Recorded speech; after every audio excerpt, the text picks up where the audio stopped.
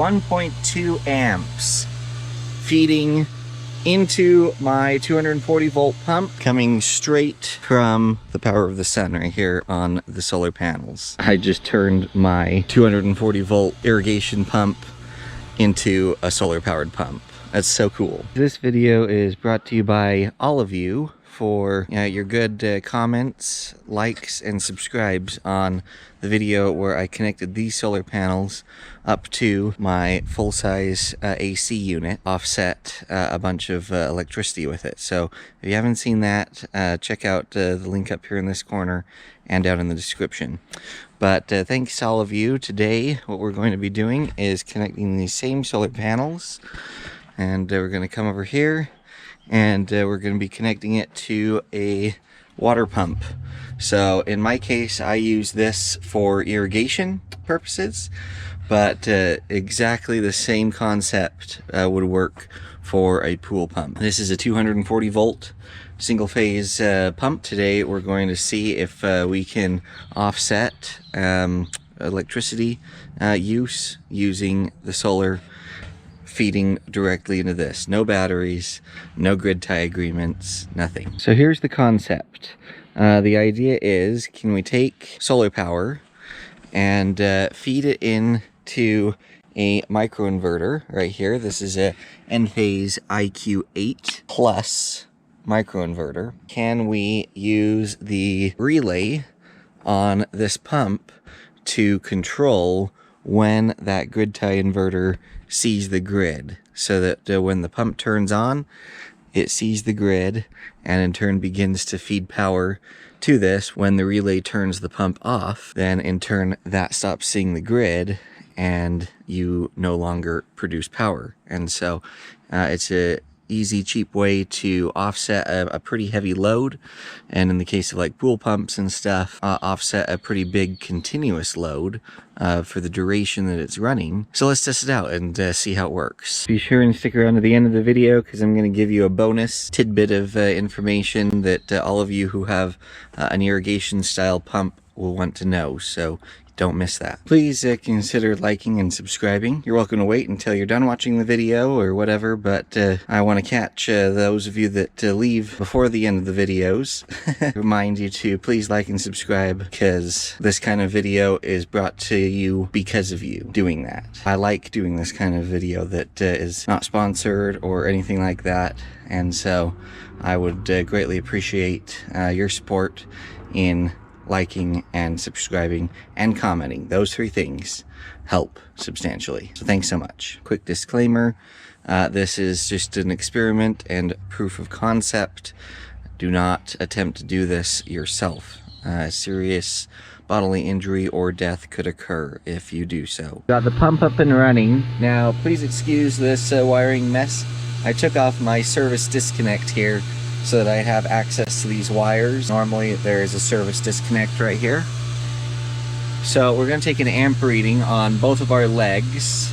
Okay, so on this leg we're pulling 10 amps, and on this leg here we're pulling 10 amps. Alright, so we've got both legs here. It should be normal. It should be pulling close to the same amount of amps per leg. So let's just call it 10.5 on each leg. It vacillates a little bit, but we'll call it 10.5 on each leg.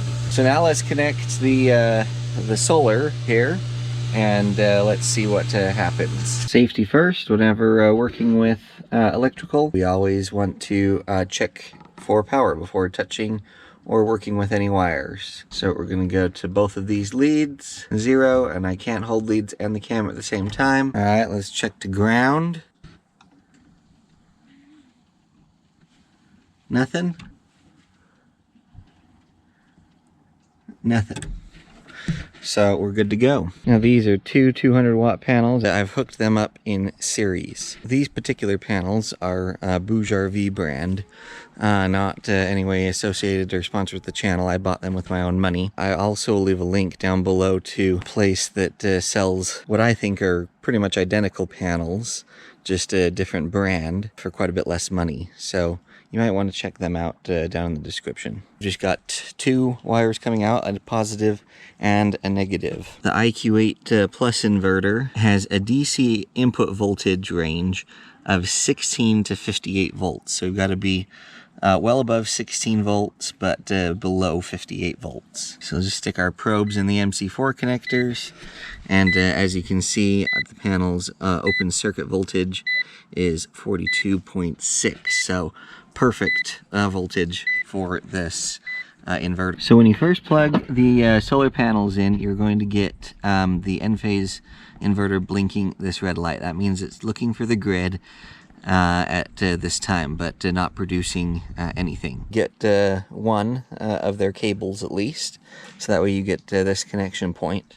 It comes over here and goes into this box. This is a new addition since the last video, and in here I've got a overcurrent protection device. This is just a breaker. So here comes the wire from the inverter, and it comes up here, and again this is just a temporary setup for proof of concept, but got all these wires coming together. So we've got the solar wire coming in here, and then we've got the line coming from the breaker here, and grid, and then this is going to the load, the pump. And same thing for this leg over here. Now, if you guys have never used these Wago connectors, you're missing out. It makes connecting multiple wires like this an absolute breeze and joy. So I've made a video about those. I'll leave a link for that down in the description so you can check them out, but they're awesome. So we've got the pump on. Now it just turned on. You will notice on the microinverter, it's now flashing orange. So that means it sees the grid, and this has a small delay before producing any power. And we can verify that with this amp meter. Clamp the incoming solar, you'll see that we don't have any amperage at all, 0.10. And on the black leg, nothing there either. So we'll give this, it takes approximately 5 minutes for that inverter to kick in. Alright, the delay has ended. Check it out.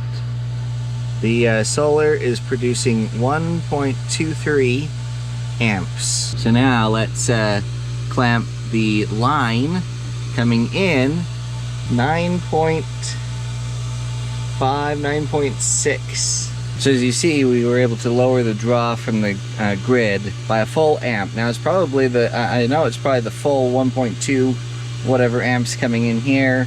It's gotten a little warmer since we last turned this on, so the pump might be drawing just a little bit more current as a result. Can you turn your existing 240 volt pool pump, irrigation pump, whatever, into a solar powered one? Yes, very easily. It's a piece of cake. All you need is some wiring and a microinverter, some solar. If you were to set something up like this, you know, for your pool or whatever permanently, obviously, you know, get some conduit or whatever and do it the right way. Now, of course, this is just 1.2 amps worth. This would need to be scaled to 100% offset the consumption of my unit, right? However, the cool thing about this setup is now I can scale this at my own pace. So I'll start out with my 400 watts of solar and my microinverter here, and then I'll save my money and down the road get another 400 watts worth of solar and another inverter, and so on and so forth until, you know, I reach that 10 amp mark, and then I'm basically eliminating the cost of electricity to run that thing, and can run it to my heart's content. I think it's a pretty cool, inexpensive option to get into solar, immediately start reaping the benefits of the solar, be able to scale as your budget and money allows, and so you're not feeling like you have to do this huge system right off the bat. Start small, start offsetting some of your consumption, and add as money allows. And doing this with a pump setup like this is really viable because, you know, you can program your pump, whether it's a pool pump or irrigation pump or whatever, to come on in the day when you have sun, right? And then to not run during the night. And so that way you can make the most of your solar production. just like last time, I now want to hear from you. I want to hear comments, thoughts, ideas. I loved hearing your thoughts and ideas on the last video. I read them all, and I try to respond to as many of you as I possibly can. So what other testing could we do? What other options would we have to connect a similar setup to like this and offset more power? And again, check out my video where I do the same thing with my whole home air conditioner. That was pretty sweet. That concludes the solar powered pump video. Hope you all enjoyed it. Like I said at the beginning, this video was brought to you by you, my viewers. And so I really appreciate any comments you leave, and especially giving me that like. And please consider subscribing as well. Those are 100% free things for you to do that gives me the motivation and encouragement to produce this kind of content for you. The more I get, the more excited I get about doing videos like these for you. I want to continue being able to provide this kind of educational content and fun experimental content for you, and continue to just put it on YouTube where it's free, available for you to enjoy. So please consider liking, subscribing, commenting, and that's all I ask in return. All right, as promised, for sticking till the end here, I've got a little bonus thing for those of you that might have an irrigation pump, and that's this thing right here. This is from Forced Filters. This is a self-cleaning filter for my entire irrigation system. So if you notice this gauge right here, it's sensing pressure differential. As soon as it starts getting into the orange here, you're gonna hear up here this valve open. Here it goes. You can hear that. And you can see that pin moving up. You'll see it move down now once it finishes. So what it did is it just backwashed. So there's a filter screen here. It's got these cool little vacuum nozzles. And this valve opens, releasing pressure through here. And that those nozzles spin around and scan the inside of the screen and dump all the garbage that this filter has collected back out into the irrigation canal. And so I'm able to run my in-ground sprinklers and pressurize them and not clog them up with anything. And this filter keeps itself clean. I don't have to do anything. You can see right here that this is the water source that I pull water from, and you can see all the junk and nasty stuff floating in it. It is not very clean.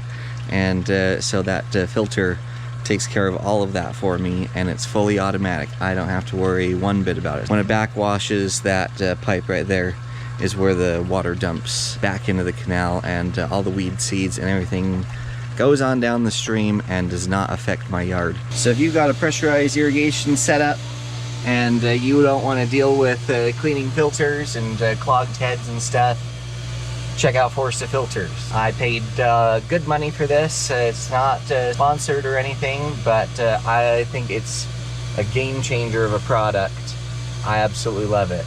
I'll leave a link for their website down below so that you can do more research and learn about what they have to offer in case you need a setup like this too.